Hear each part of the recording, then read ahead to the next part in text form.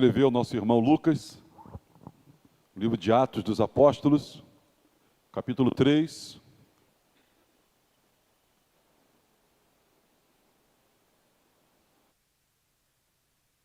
Antes da leitura, irmãos, nós temos, você tem, eu tenho, todos nós temos, individual e coletivamente, uma decisão a tomar.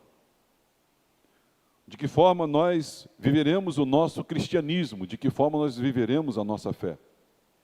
Na verdade, essa é uma decisão que você já tomou. Basta você analisar o seu estilo de vida, o seu estilo de comprometimento, o seu estilo de envolvimento, você já tomou uma decisão. Mas eu quero convocar, fazer um apelo aos irmãos, fazerem uma decisão mais coerente, mais assertiva com o Evangelho do nosso Senhor e Salvador Jesus Cristo. Hoje, nessa nossa geração, nesse nosso Brasil, de norte a sul, nós temos duas opções de cristianismo.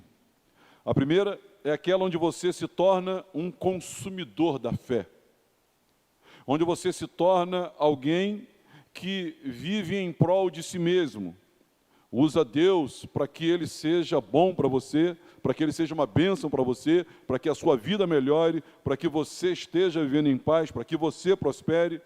Nenhuma dessas coisas está errado. O errado aqui é que você é o centro de tudo. Nenhuma dessas coisas é errada em si mesmo, mas você é o centro de tudo. É tudo voltado para você. Deus existe para você, exclusivamente para você, e você vai tocando a vida de maneira moralmente correta, nada contra, mas você é o centro.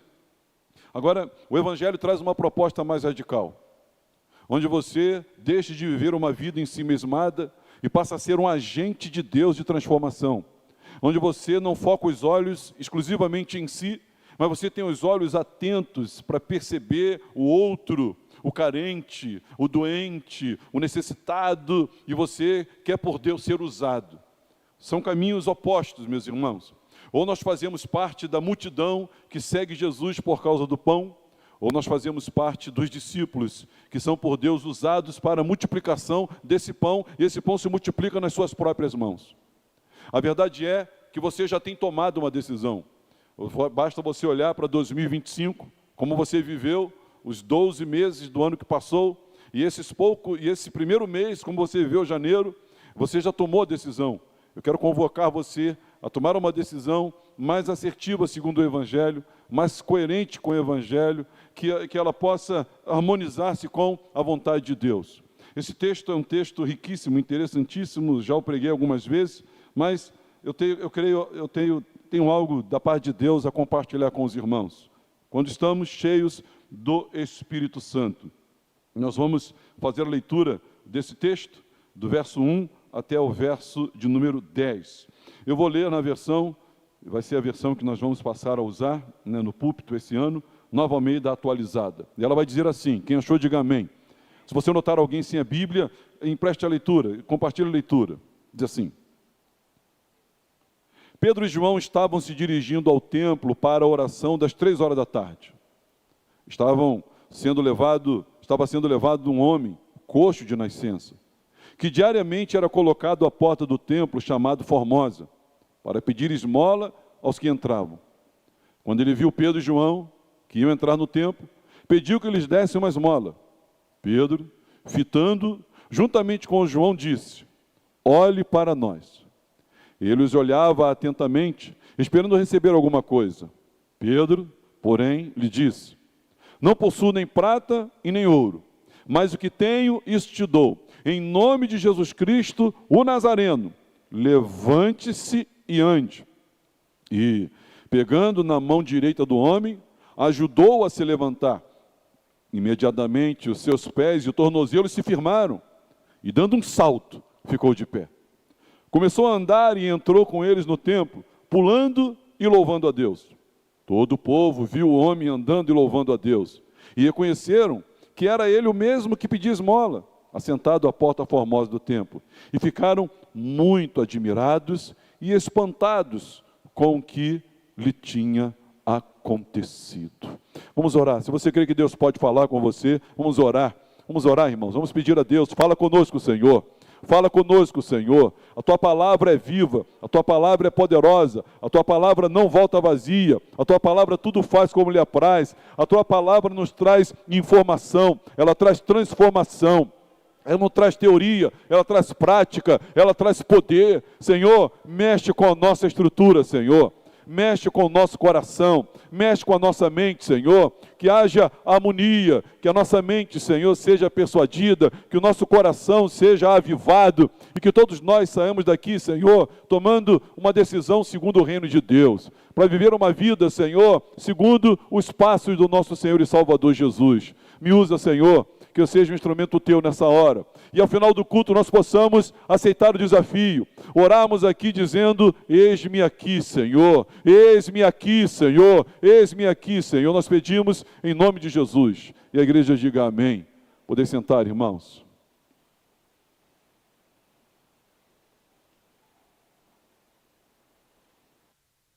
Esse texto, irmãos, ele acontece logo após o Pentecoste.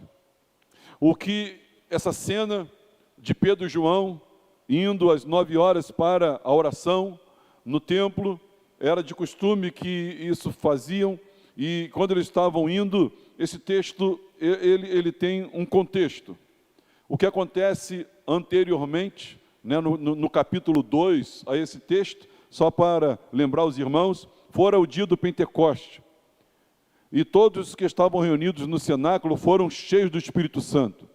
O Senhor os visitou com dom de línguas estrangeiras, passaram a falar em línguas de outras nacionalidades, e os que ali estavam, por serem um dia de celebração, ouvindo-os falar na língua materna, ficavam admirados, pois falavam ele das maravilhas de Deus. Logo, reunidos todos foram mal interpretados, pois disseram, olha, já são ainda tão cedo, e esses já estão bêbados. Pedro, tomando a palavra em nome de todos, ele se dirige àqueles que ali estavam, dizendo, varões galileus, olhem para nós, não tem ninguém aqui bêbado. O que está acontecendo aqui é o que profetizou o profeta Joel, que nos últimos dias o Espírito Santo seria derramado. Após Pedro pregar, e ele prega Cristo como Senhor, que havia sido por eles morto e agora era ressurreto, e Deus fez dele Senhor e Cristo, e ele um dia voltaria. Esses, virando-se para Pedro, disseram, e nós, o que faremos de nós? O que será de nós, se nós crucificamos a Jesus? E Pedro disse, arrependei-vos, e abandonem seus pecados, e recebam o dom do Espírito Santo. E aí, irmãos, 3.000 pessoas, 3.000 se batizaram naquele próprio dia. O texto vai dizer, no versículo 42 em diante, como é que viviam os convertidos. E eles eram perseverantes, unânimes, perseverantes na doutrina, perseverantes na comunhão. Havia temor em cada um deles, e tudo que possuía, eles tinham em comum, dividindo e vendendo suas propriedades, suprindo as necessidades uns dos outros. A igreja estava empolvorosa, a igreja estava fervilhando, meus irmãos. E preste atenção, como disse pela manhã, toda a Bíblia, meus irmãos, fora pelo próprio Deus organizado. Esse que criou os céus e as estrelas, esse que estabeleceu a arquitetura do corpo humano, esse que, irmãos, tudo organizou com detalhes milimétricos, ele também ele inspirou a palavra de Deus. Então, esse milagre, o primeiro milagre logo depois do derramamento do Espírito Santo. Por que esse texto foi escrito logo aqui? Porque no capítulo 3, no versículo 1 a 10, está registrado exatamente esse milagre por Lucas, esse nosso irmão médico historiador. Por quê? Tem um propósito. Você acredita que exista uma casualidade nesse primeiro milagre? Acredito que não, irmãos. Você acredita que isso aqui é apenas uma narrativa histórica ou um paradigma para todas as igrejas em todas as épocas? Na verdade, eu não creio que esse texto está aqui por casualidade. Eu não texto que esse for o primeiro milagre operado depois do derramamento e da inauguração da igreja do Senhor Jesus Cristo, da qual hoje eu e você fazemos parte. Mesmo com todo o fervor espiritual, esse texto está dizendo para nós que haviam pessoas à margem, pessoas esquecidas. Mesmo com o dom de línguas, mesmo com o fervor da igreja, mesmo quando os 3.000 batizados, mesmo com toda essa manifestação da graça de Deus, esse crescimento numérico, irmãos, mais poder espiritual, crescimento numérico, mais esse poder espiritual, não pode coexistir desacompanhados, desassistidos, né, de uma atenção genuína àquelas pessoas que vivem na periferia. Então a igreja, ela estava dotada de um crescimento numérico exponencial. Ok. A igreja, ela estava cheia de poder do nome de Jesus. Ok. Mas ela não podia continuar sem que coexistisse com esse mesmo poder, com esse mesmo enchimento e crescimento numérico, essa atenção para pessoas que viviam na periferia. Então, o nosso Senhor, ele, inspirando Lucas, ele coloca exatamente esse milagre aqui, o milagre do paralítico que fora por eles curados, por Pedro e João. E a proposta aqui é de mostrar o que falta numa igreja que está em crescimento, o que falta num cristão, o que falta e como é a vida de um cristão cheio do Espírito Santo. Como é a vida de uma igreja cheia no Espírito Santo. Essa figura, irmãos, do paralítico nos serve, né, para que nós enxerguemos que ainda há pessoas à margem. Ainda há pessoas marginalizadas, não no sentido de pejorativo da palavra que a gente interpreta no nosso português, mas à margem de estarem à parte, de estarem alheios, de estarem não vistos, não assistidos, não acompanhados. E aqui, irmãos, à sombra disso, né, esses vivendo, né, como que pessoas que não nos importamos, estão ali paralisados, sendo carregados para lá e para cá, vivendo de esmolas espirituais. Imagine você essa cena, são por volta das 9 da manhã, Pedro e João vão entrar no templo, e ele olha para o templo e vai seguindo. Alguém lhe chama a atenção, ele se volta, fita os olhos nessa pessoa. E ali, irmãos, o Espírito Santo, ele não fez uma narrativa casual de um primeiro milagre, não. Esse milagre tem um propósito. Esse milagre quer nos nortear. Esse milagre é um paradigma para a vida da igreja. É um aferidor de como está a nossa vida. Se nos intitulamos pessoas de Deus, cheias de Deus, engajadas no Evangelho, esse milagre ele está apontando para isso.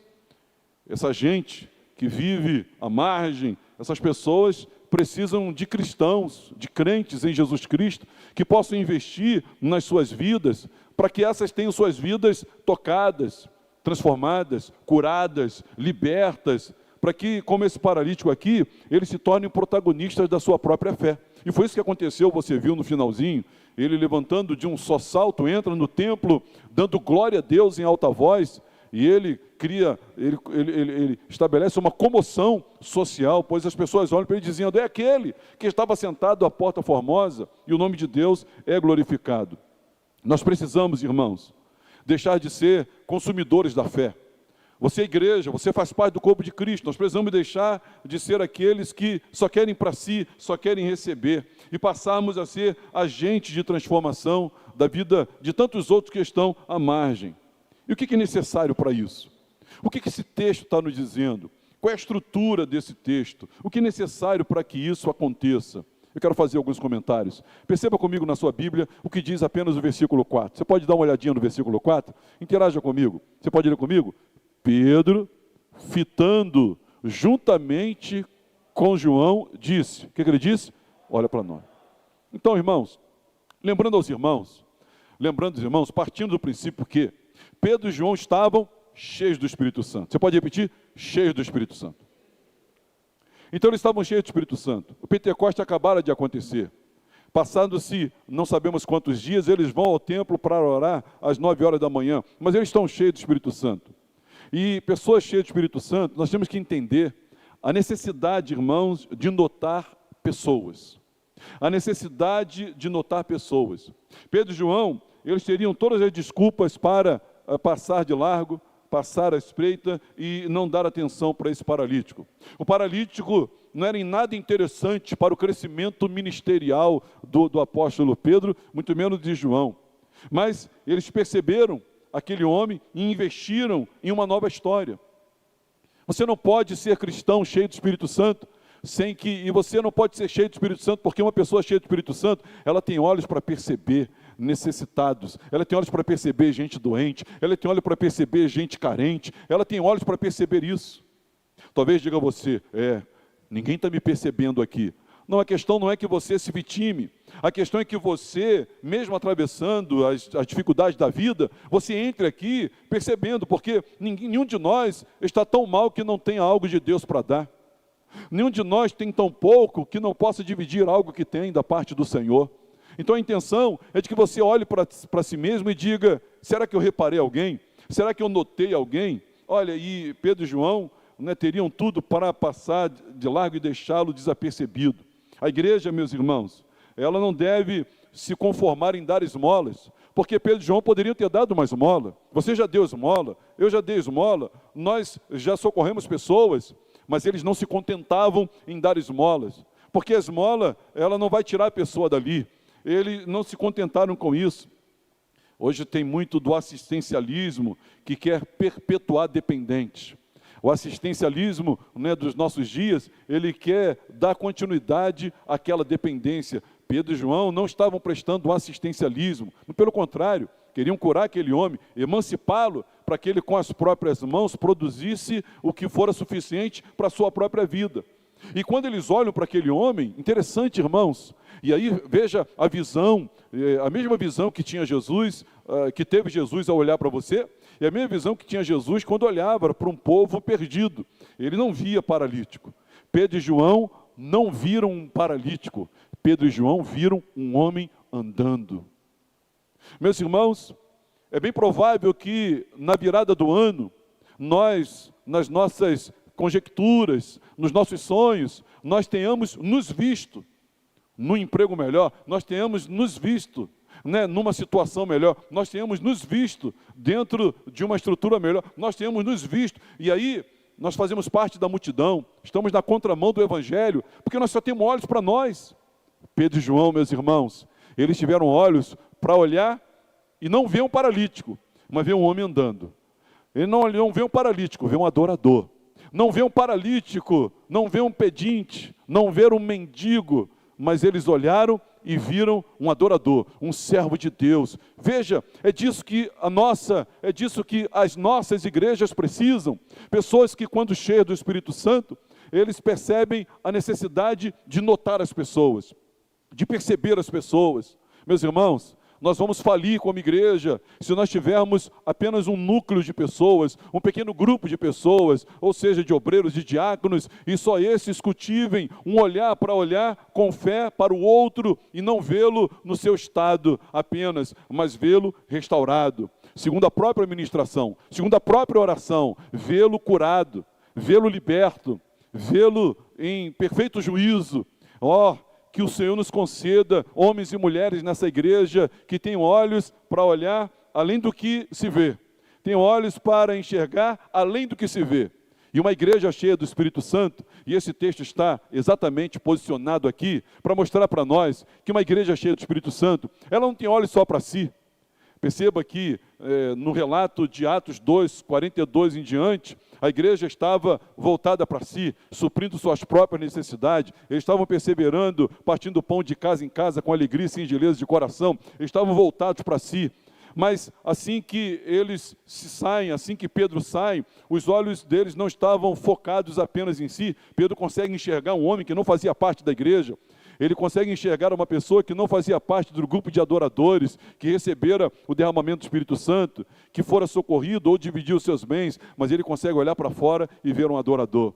Eu não sei o que você vê no seu vizinho, eu não sei o que você vê na pessoa, no rapaz do Uber que te trouxe aqui, eu não sei o que você vê, né, no motorista do ônibus, eu não sei o que você vê na pessoa que trabalha com você, para você, ou a pessoa para quem você trabalha, mas eu quero dizer para você, que gente cheia do Espírito Santo consegue olhar e notar as pessoas. Ele diz, Pedro fitando. Essa palavra no grego, fitando, quer dizer que ele olhou, ele prendeu o seu olhar, ele estudou e ele percebeu. Ele olhou além do que se pode ver. Meus irmãos, que Deus nos abra os olhos. Eu quero orar por isso. A nossa igreja, esse ano, completará 26 anos. Nós precisamos ser uma igreja cheia do Espírito Santo. E uma igreja cheia do Espírito Santo, ela percebe. Ela tem a necessidade de notar as pessoas que estão à margens, que estão à espreita, que estão distantes, que não estão e percebem que essas carecem de uma intervenção de Deus. E nós mesmos somos, da parte de Deus, esses agentes para a transformação dessas mesmas pessoas. Quem entendeu, diga amém. Em segundo lugar, veja aí no versículo 4, você pode ler de novo o verso 4 comigo? Dá para ler de novo? Vamos ler? Pedro, fitando, juntamente com João, disse o quê? Olha para nós. Pessoas cheias do Espírito Santo têm a necessidade de inspirar pelo exemplo. Eles têm necessidade de inspirar pelo exemplo. Nós temos, irmãos, que nos oferecer como referência para os desiludidos, como referência para aqueles que só creem em esmolas. Nós temos que servir de referência e mostrar a nossa vida, mostrar o nosso casamento restaurado, mostrar a nossa família consertada, mostrar os nossos amigos que Deus os mantém pela sua graça, mostrar as nossas superações no poder do Espírito Santo do Evangelho e dizer-lhes o que Deus faz, e inspirar a vida deles. Pedro, irmãos, ele vê um homem desiludido, que só esperava por esmola, e ele disse, olha para nós, ele olhou para ele, agora ele diz, olha para nós. Nós como igreja precisamos, irmãos, ser exemplos inspiradores.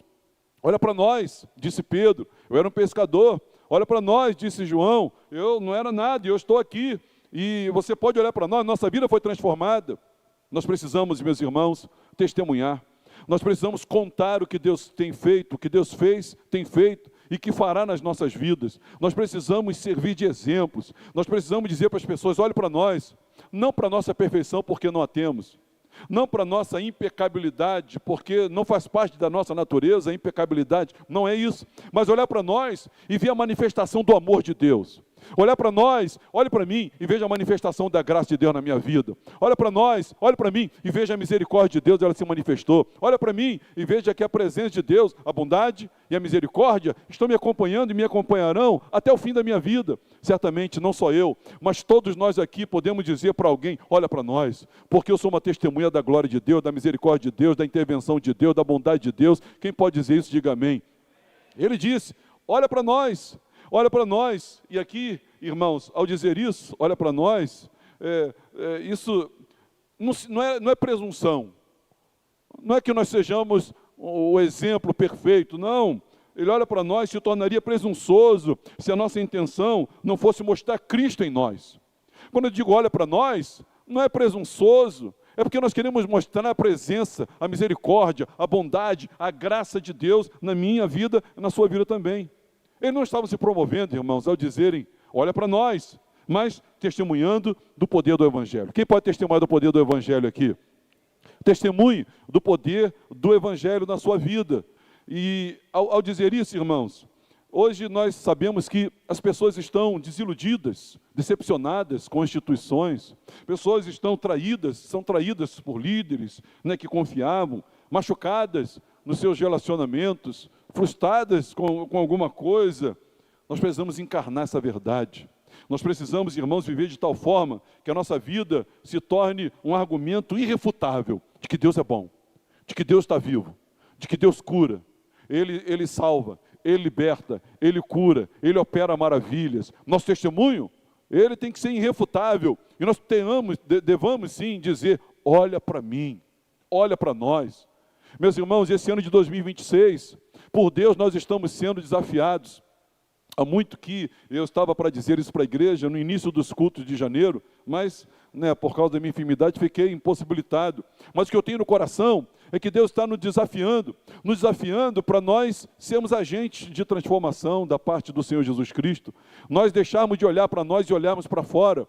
Nós, irmãos, nos mobilizarmos para sermos agentes de restauração, da pregação do Evangelho. Não somente um grupo, mas todos nós. Porque essa é a vida que Deus tem para nós. Deus quer usar você. Você pode dizer para o seu vizinho, Deus quer usar você. Deus quer usar você de forma intencional. Deus quer usar você de forma radical. Deus quer usar você com os dons, com os talentos. Deus quer usar você para que o nome dele seja glorificado. E isso, irmãos, tudo a favor da fé. Essa fé que nós professamos. Em primeiro lugar, Pedro e João, eles tiveram olhos. Estavam cheios do Espírito Santo. Quem está cheio do Espírito Santo consegue perceber. Não passa ermo. Consegue perceber, há uma pessoa necessitada. Quem é uma pessoa, uma igreja cheia do Espírito Santo, ela inspira exemplo. Como já disse para os irmãos, não é exemplo de perfeição. Eu não tenho exemplo de perfeição para dar. Mas nós temos, eu também tenho, um exemplo para dar. Olha para a minha vida. A graça de Deus se manifestou em mim, ela também vai se manifestar em você. Portanto, irmãos, ao fazer isso, ao olhar para eles, ao inspirar aquele paralítico, eles também, irmãos, entenderam que uma igreja cheia do Espírito Santo, ela tem a necessidade de compartilhar o que tem recebido. Porque o versículo número 6, você pode ver na sua Bíblia, o verso 6, diz assim: Pedro, porém, lhe disse: não possuo nem prata, nem ouro. Repete comigo: nem prata, nem ouro. Repete comigo: mas o que tenho, isso te dou. Em nome de Jesus Cristo Nazareno, anda. Esse negócio de o que tenho te dou, irmãos, é um modo operandi. Essa questão de o que tenho te dou, é uma maneira de viver o Evangelho. Na verdade, é a única maneira de viver o Evangelho. O que eu tenho, eu te dou. O que eu tenho, eu compartilho. O pão não é meu, é nosso. Então vamos partir o pão. Preguei pela manhã, Mateus 26, 26. Vamos partir o pão, e eu te dou. Você não tem recurso para comer, e eu tenho. Então eu vou dividir o meu arroz com você. O que tenho, eu te dou. Você não tem esse dom, mas eu tenho. Então eu vou repartir com você, eu te dou. E você reparte o seu dom comigo. E nós repartimos os dons uns com os outros. E quando a pessoa não tem Jesus, nós temos Jesus. E o que nós temos, nós damos para a pessoa. E a pessoa não tem fé, mas nós temos. Nós repartimos a nossa fé com a pessoa. E a pessoa, ela não tem esperança, mas nós temos. Nós repartimos a nossa esperança com essa pessoa. Com isso, irmãos, eu e você, né, não apenas uma esmola, mas nós sabemos a necessidade de compartilhar o que temos recebido. Não somente solidariedade. Eu sou solidário a você. Não, eu não tenho solidariedade apenas para compartilhar. Eu tenho a presença de Deus, eu tenho o poder do Espírito Santo para compartilhar. Nós, irmãos, a maior batalha espiritual que nós estamos vivendo, ela é sutil. Porque Satanás, ele quer nos roubar a identidade. Ele quer calar-nos a nossa voz. E ele quer fazer com que nós não reconheçamos o grande e enorme patrimônio espiritual que Jesus nos legou, que Jesus deixou para nós. Nós, irmãos, vivemos como pobríssimos, miseráveis na fé. Vivemos como miseráveis na fé porque nós não reconhecemos o patrimônio espiritual que Deus, em Cristo Jesus, nos concedeu. Nele nós temos o sim. Nele nós temos, irmãos, autoridade contra todo principado, potestade, contra tudo que há. Satanás foi colocado debaixo dos nossos pés pelo nosso próprio Senhor Jesus. Ele nos deu, irmãos, a graça do poder da oração, onde nós podemos, sendo 3 ou mais, concordarmos acerca de alguma coisa. Nós temos, irmãos, um arsenal em oração espiritual, uma munição, armas de um poder incrível, mas nós não usamos isso. E aí, irmãos, não compartilhamos o que temos. Olha, estavam cheios do Espírito Santo, receberam autoridade, então havia algo a ser compartilhado, não guardado. Não podemos guardar absolutamente nada. Cada um de nós, habilitados fomos pelo Espírito Santo, carregamos um poder transformador. E aí, irmãos, olhar para o outro é necessário. Olhar para o que temos em Cristo Jesus é de suma importância. Você se dá conta, você tem consciência do que você tem em Cristo Jesus? Você que é membro dessa família, você já tentou enumerar o que você tem? Qual é a nossa herança? Qual é o nosso patrimônio? Que hoje, nesse lado de cada eternidade, já podemos dele fazer uso? Você já se deu conta disso? Você olhou para a sua missão? A nossa missão não é construir o nosso próprio castelo. Deus não tem um plano individual comigo, irmãos, de construir a minha felicidade. O plano que Deus tem comigo tem a ver com você. Deus não tem nada comigo sozinho. Deus tem comigo como corpo de Cristo. Eu sou apenas um membro do corpo de Cristo. Eu estava explicando para uma pessoa, né? E eu gostei da pergunta na integração. Eu disse para a pessoa assim: olha, eu quero dizer para você que Deus não habita em você, que Deus habita em nós. Deus não habita em você, Deus habita em nós. Aí ela sacou um texto, né, de Coríntios, dizendo: não sabeis vós que o vosso corpo é templo do Espírito Santo? Eu disse para ela: repara que não está no singular, está no plural. Deus habita em nós. O Salmo 84 vai dizer: quão amáveis são os teus tabernáculos, Senhor dos exércitos. A minha alma suspira e desfalece pelos átrios do Senhor. Deus habita em nós. Nós somos a casa de Deus, nós somos o corpo de Cristo. Individualmente Ele habita em mim, sim, desde que concomitantemente eu esteja ligado a você. Então, ligado a você, ele habita em mim. Desligado de você, Deus não habita em mim.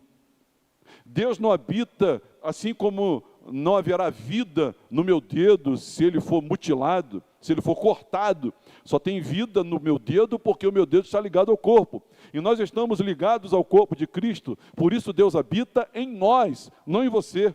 Eu quero dizer com isso que uma igreja cheia do Espírito Santo, ela tem essa necessidade de compartilhar o que tem recebido. E ela olha para o outro, ela olha para o que ela tem recebido, ela olha para a sua missão e diz: é agora, em nome de Jesus Cristo. Olha, eu não tenho prata, nem tenho ouro, mas o que eu tenho, isso te dou. Em nome de Jesus Cristo, o Nazareno levanta e anda nesse momento.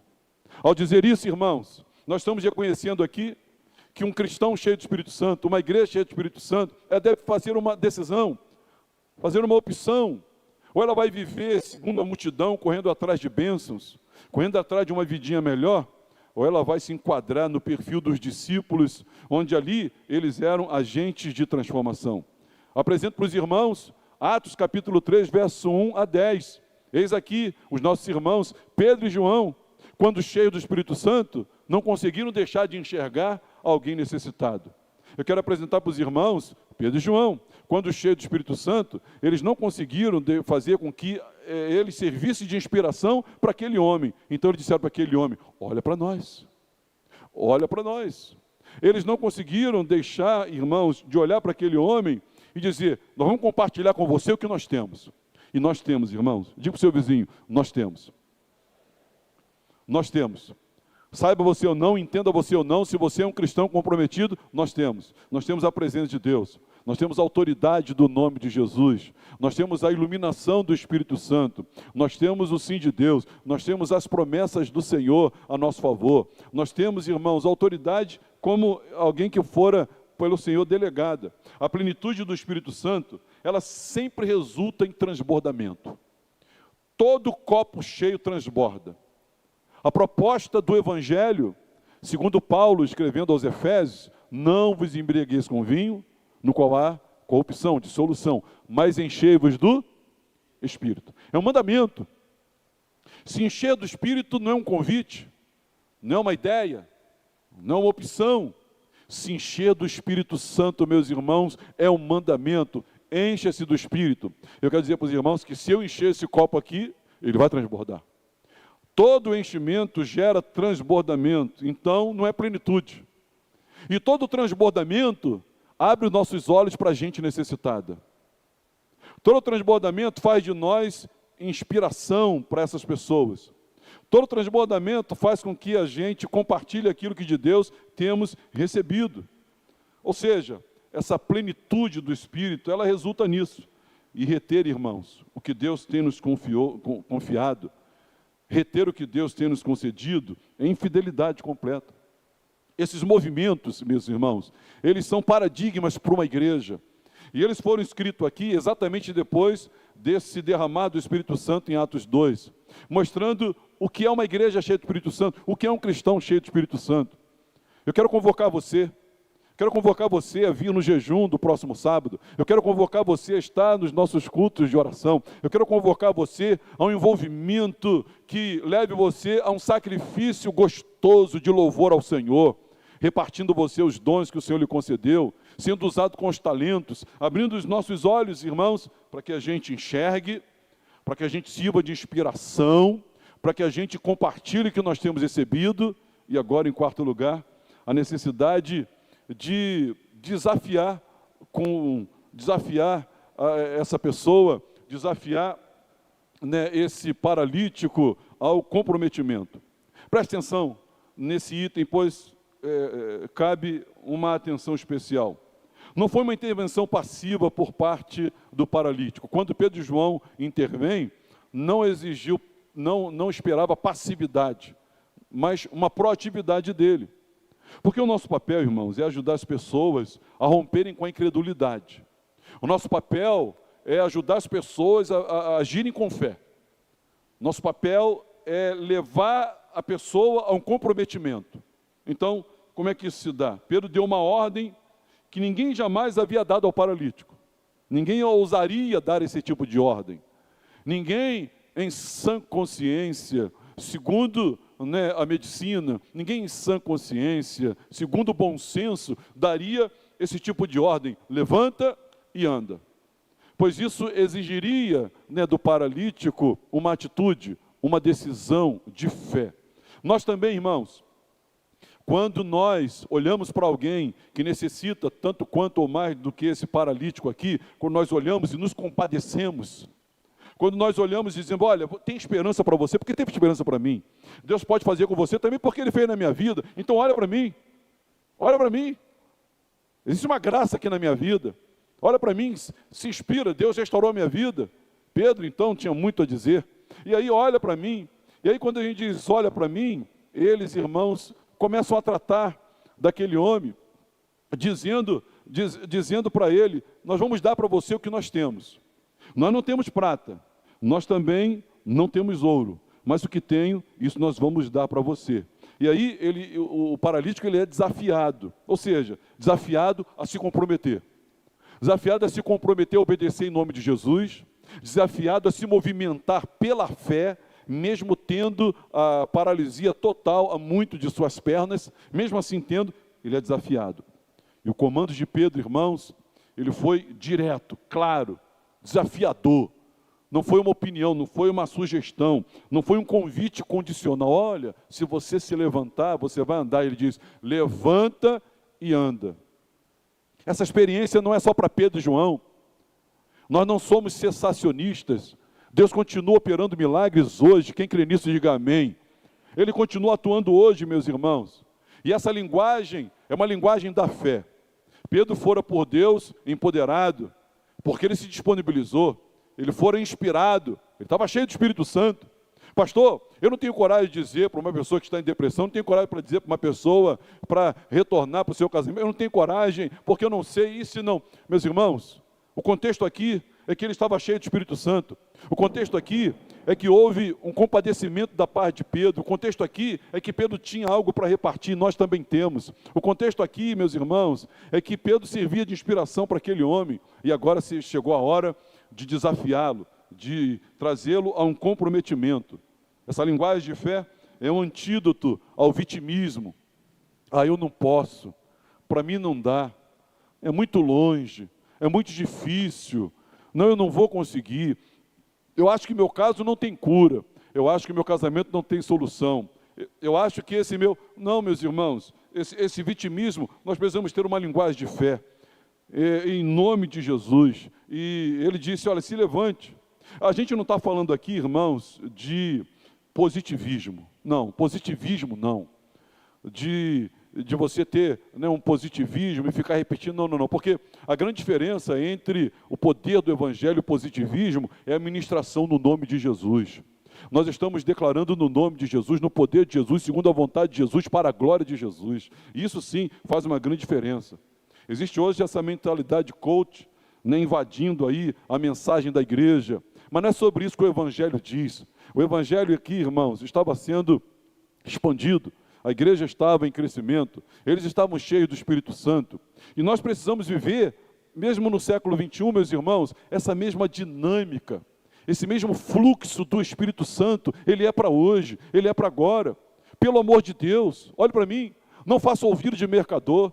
Amanhã você vai para a sua repartição, amanhã você vai para a sua oficina, amanhã você vai para o teu local de trabalho, amanhã você vai para o seu comércio. Mas nós precisamos entender que nós somos o povo de Deus, nós vivemos o reino de Deus, nós somos agente de transformação, nós somos sal, nós somos luz, nós fomos chamados para sermos usados pelo Senhor. O mundo está em trevas, o mundo está nessa paralisia, o mundo não tem esperança, o mundo, irmãos, só tem trevas, vai de mal a pior. Mas quando nós olhamos e enxergamos essas pessoas, há uma solidariedade do Espírito Santo, uma compaixão do Espírito Santo que nos desperta. Nós olhamos para essa pessoa, nós fixamos os olhos nessa pessoa, nós mostramos a nossa história, olha para nós dividimos, compartilhamos aquilo que temos diante do Senhor na vida dessas pessoas, e nós as convidamos a um comprometimento com o nome de Jesus, a um comprometimento de se movimentar em um nome, no poder. Quando eu falo o nome de Jesus, é no poder de Jesus, segundo a vontade de Jesus, para a glória de Jesus. Quando você vê alguém que se autodenomina, intitula causa perdida. Quando você vê alguém que se acha sem esperança, quando você vê alguém que acha que a sua vida não tem mais jeito, olha, e o Espírito mover o seu coração, diga para ela, olha, você vai se movimentar em nome de Jesus, por causa de Jesus, no poder de Jesus, para a glória de Jesus. Diferente, irmãos, de qualquer outro tipo de ministração, é isso que eu e você temos que fazer. E em último lugar, veja o verso 7 comigo, olha o que diz. Vamos ler o verso 7? Na versão RA está dizendo assim, e tomando pela mão direita, o levantou. Imediatamente seus pés e tornozelos se firmaram. É interessante, irmãos, que Pedro e João não o abandonam para ficar à mercê da própria fé. É interessante que Pedro e João não deixam para ficar, agora é entre você e Deus. A minha parte já fiz, eu fui embora. Não, é a necessidade de apoio para consolidação. Veja que depois de notar, fixando, diz o texto aí, os olhos, depois de inspirá-los dizendo, olha para nós, depois de compartilhar aquilo que tenho te dou, em nome de Jesus de Nazaré, levante e ando, depois de desafiar, é você que tem que retesar os músculos da sua perna, é você que tem que flexionar os seus joelhos, é você que tem que fazer isso, depois de tê-lo feito, Pedro toma pela mão. Pedro, repete comigo, Pedro toma pela mão. Esse gesto de Pedro, irmãos, ele é extremamente significativo. Extremamente significativo. Ele deu a ordem de andar. Eu não sei se você já ajudou alguém com dificuldade de se locomover. Não adianta absolutamente nada se essa pessoa não tiver força nas pernas e você colocar a mão nela, puxar ela para cima, ela vai bambear e vai cair. Então, irmãos, Pedro ajudou o homem a se equilibrar, puxando o homem. Mas a fé de Pedro e a fé daquele homem, no poder do Espírito Santo, firmou os seus joelhos, firmou os seus pés, e ele foi curado pelo Senhor Jesus. Ele foi curado para a glória de Deus. Você pode dar glória a Deus por isso? Ele foi curado para a glória de Deus, pelo próprio Senhor. Aqui, irmãos, ele deu ordem de andar, mas não deixou o homem sozinho. Ele concedeu apoio. Ele acompanhou o processo. Nós desafiamos sim as pessoas, mas nós deixamos a sós, nós abandonamos. Nós temos que desafiar as pessoas e acompanhá-las. Nós temos que desafiar a pessoa a fazer o que só ela pode fazer. Pedro não poderia firmar os pés daquele homem. Pedro não poderia andar por aquele homem.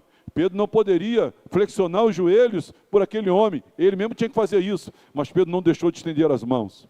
Então nós os posicionamos para que eles tenham um comprometimento no nome de Jesus e façam o que tem que fazer, mas nós também estendemos as mãos. E nós ajudamos essas pessoas a ficarem de pé. Enquanto o paralítico retesava os músculos das pernas, Pedro puxava pelas mãos. Então, foi um milagre que aconteceu, irmãos, e Pedro cooperou para que aquele homem se estabelecesse. Mas foi o próprio Senhor Jesus que fez isso, em nome dele. E toda a glória a ele, somente a ele pertence. Muitas pessoas, e a nossa responsabilidade, irmãos, nós daremos conta disso, muitas pessoas desistem nos primeiros meses de fé, muita gente. Muitas pessoas não são acompanhadas, muitas pessoas não são acompanhadas no processo de consolidação, não são, que não seja assim entre nós. Quando você vê alguém novo na fé, se aproxima dessa pessoa e diz, alguém já te adotou aqui em oração? Porque se você é membro da igreja, eu não posso, irmãos, talvez deveria, mas não dá para fazer isso. Eu não posso, talvez deveria, mas não dá para fazer isso. Quando alguém entrasse de membro, eu relacionasse todas as atribuições, todas as responsabilidades de um membro de igreja, ele tivesse que assinar. Eu não faço isso, eu mando a pessoa ler a Bíblia. E quando você lê a Bíblia, você tem que aprender que nós somos responsáveis uns pelos outros.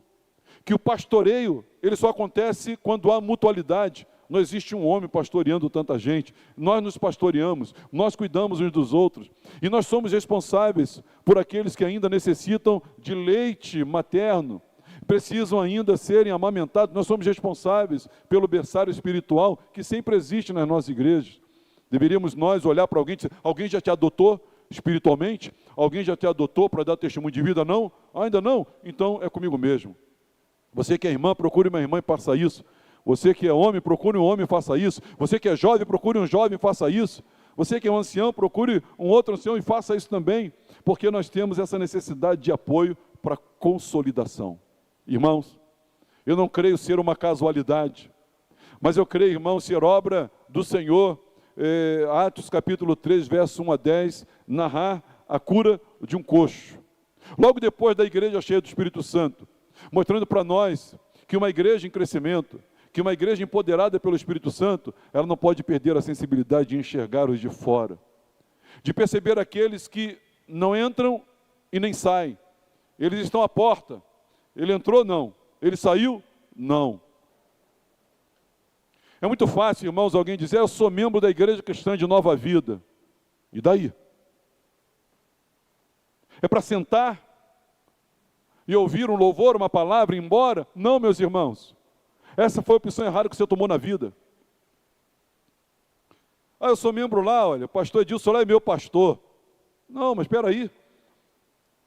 Não é assim que a banda toca do Evangelho. O Evangelho, meus irmãos, não faz essa proposta. Nós estamos na contramão.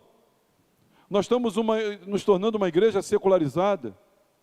A vida abençoada é a vida com esse santo engajamento, com esse santo discernimento, com essa santa percepção, com essa graça de inspirar pelo exemplo, desse compartilhar o que temos recebido, e temos recebido. Não deixe o diabo dizer para você que você não tem recebido, porque tem recebido. Nós temos um legado, irmãos, nós temos uma herança. Nós temos as armas da nossa milícia, são espirituais, são poderosas em Deus. Nós temos armas poderosíssimas, meus irmãos. Armas poderosíssimas. Quando a igreja se junta para jejuar, quando a igreja se junta para orar, quando a igreja se junta para clamar a Deus, chorar diante do Senhor, meus irmãos, os céus se abrem. E Deus opera a sua vontade no nosso meio e na vida daqueles a quem nós estamos intercedendo. Portanto, temos um resultado em mente. Porque tudo que acontece é para a glória de Deus. Tudo que Deus faz é para a sua glória. Ele é um Deus triuno, é um Deus santo. Ele é o único que não peca ao voltar-se para si mesmo. E todo o movimento que ele faz é para a sua própria glória. E nós temos aqui o resultado e a manifestação disso. Veja comigo no verso 8, 9 e 10. Veja comigo o fechamento desse texto. Eu estou lendo na versão ainda, a revista atualizada, diz assim: de um salto se pôs em pé. Passou a andar e entrou com eles no templo, saltando e louvando a Deus. Viu todo o povo andar e a louvar a Deus. E reconheceram ser ele o mesmo que esmolava, assentado à porta formosa do templo. E se encheram de admiração e assombro, por isso que lhe aconteceram. Veja, irmãos, como Deus se agradara. Veja isso acontecendo talvez na sua vida. Imagina você entrando um dia aqui ou ali, ou numa outra igreja, seja qual for, e você vê alguém naquela igreja que nunca esteve, que vivia à porta, à margem, alheio, não entrava nem saía. Mas hoje, por uma intervenção de Deus através da sua vida, essa pessoa então, ela entra no templo, não mais na porta, não mais vivendo aqui, ali, agora, essa pessoa, ela entra lá no templo, e ela está lá, agora, louvando a Deus, bendizendo ao Senhor, não mais na porta. E aí você olha e vê essa pessoa saltando e louvando a Deus, por sua culpa, por sua causa, por sua instrumentabilidade. Você vê essa pessoa, não mais pedinte, não tem mais o que pedir, agora está saltando e louvando. E aí, por causa de Pedro e João, e Pedro e João pode ser você, porque a questão aqui não é Pedro nem é João, a questão aqui é o poder de Deus que agiu através da vida deles e pode agir, está agindo através da sua vida também. E aí, nós, por causa desse, e pode ser por causa da nossa igreja, uma comunidade é impactada. É um impacto comunitário poderoso, agora não mais paralítico. Agora suas pernas sem fisioterapia, agora suas pernas sem RPG, agora suas pernas sem academia, suas pernas são pernas saltitantes, como se jamais houvessem paralisia, jamais estivessem paralisadas. Agora ele está saltando. Veja a mudança radical que o poder de Deus pode fazer na vida de uma pessoa, quando você presta atenção nela. Quando você diz a ela, olha, há esperança para você, olha para mim. Quando você diz para ela, olha, o que eu tenho, eu não tenho prata ainda, mas o que eu tenho, eu vou dar para você agora. E quando você desafia essa pessoa a agir em nome de Jesus, e quando você estende as mãos e ajuda essa pessoa, aí você vê essa pessoa impactando uma comunidade, uma sociedade. E aí você vê ali um adorador entusiasmado com a graça de Deus. Não tem nada que pague isso, irmãos. Não tem preço que pague isso. Agora, um adorador entusiasmado com a graça de Deus. Meus irmãos, esses são efeitos colaterais quando estamos cheios do Espírito Santo.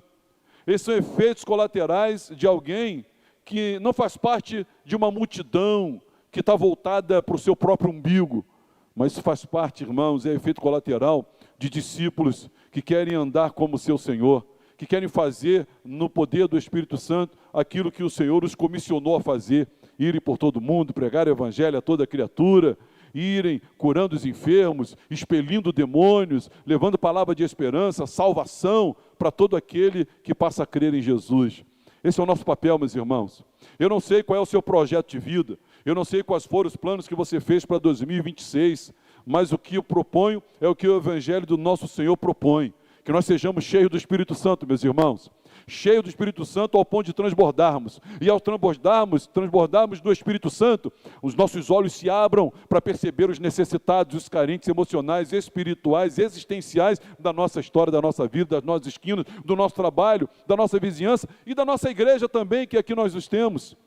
A minha intenção, meus irmãos, com essa palavra, é que haja despertamento no meio do seu coração, para que, cheio do Espírito Santo, nós possamos, além de enxergar, dizer para essas pessoas: olha para nós, olha para mim, olha, fita os olhos em mim. A minha expectativa é que, quando cheio do Espírito Santo, nesse santo e abençoado transbordamento, nós possamos dizer: eu não tenho prata, eu não tenho ouro, até se eu tivesse ouro e prata não ia resolver o teu problema, mas o que eu tenho, isso eu tenho. E isso ninguém rouba de mim. O que eu tenho, eu vou dar para você. Porque o que eu tenho é para ser compartilhado. O que eu tenho é para ser dividido. O que eu tenho é para ser comunitário. O que eu tenho, eu te dou. Em nome de Jesus Cristo Nazareno, levanta e anda. Você dizer para uma pessoa que o que a família não tem coragem de dizer. Você dizer para uma pessoa aquilo que o gerente do banco não tem coragem de dizer.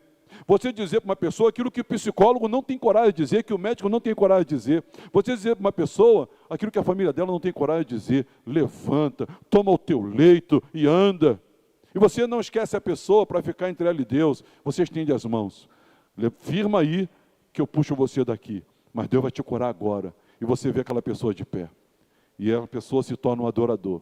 É interessante que o texto vai dizer que esse tipo de gente, no versículo 11, e eu achei interessante, ele diz assim: apegando-se ele a Pedro e João, todo o povo correu atônito para junto deles no pórtico chamado Salomão. E ele se apega aos apóstolos, ele se apega à igreja, ele se apega aos convertidos, ele se apega aos regenerados, ele se apega aos nascidos de novo, e ele passa a ser, dentre eles, mais uma testemunha, mais uma referência, mais um levando esperança para outros paralíticos, porque um dia todos nós, irmãos, fomos cegos, todos nós fomos um dia paralíticos, mas o Senhor nos curou, e agora há outros tantos cegos e paralíticos por aí que nós precisamos sair, notá-los e ministrar cura e restauração sobre a vida deles. Quem crê nisso, diga amém. Tome a sua decisão. Na verdade, a sua decisão já foi tomada, mude a sua decisão. Mude a sua decisão. Essa é a maneira de viver. O convite não é que você viva igual o paralítico. Não entre nem sai. Está na porta. E está pedindo ajuda, uma esmola. Não, a intenção é que você seja Pedro e João. Aqueles que quando entram, enquanto vão percebendo. Enquanto indo, os olhos se abrem, se compadecem. Eles observam a pessoa.